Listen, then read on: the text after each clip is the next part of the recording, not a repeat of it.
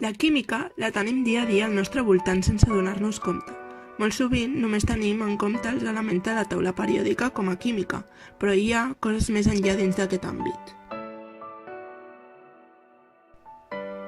Segurament heu escoltat algun cop que el bicarbonat de sodi és bo per prevenir les càries. Doncs és cert, l'alcalinitat del bicarbonat de sodi neutralitza l'excés d'àcids a la boca, que causa càries i el deteriorament d'aquesta.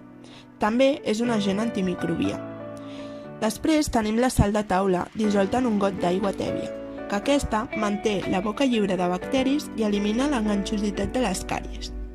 Això és perquè la solució salina equilibra el pH àcid creat per les càries dentals. Piquem una ceba no estem més que trencant les cèl·lules eucariotes de les que es compon aquest vegetal. A més d'aigua, en aquest procés s'alliberen molts compostos, entre ells la sintasa.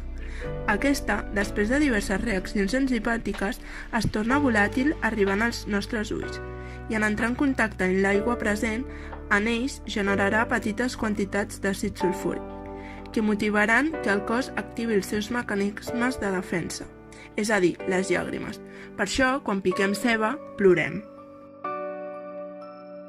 Quan agafes un llibre vell de la biblioteca i l'obres, descobreixes que exhala una olor com de vainilla. Això és per la descomposició de la cel·lulosa, procedent dels arbres i principal material amb què s'elabora el paper. Genera unes molècules anomenades lignina, les quals li donen el color groguenc. Aquest procés es pot impedir posant en els llibres herbes aromàtiques com el timol. Això fa que les fulles dels llibres no es facin malbé amb el pas del temps, per un conjunt de processos químics.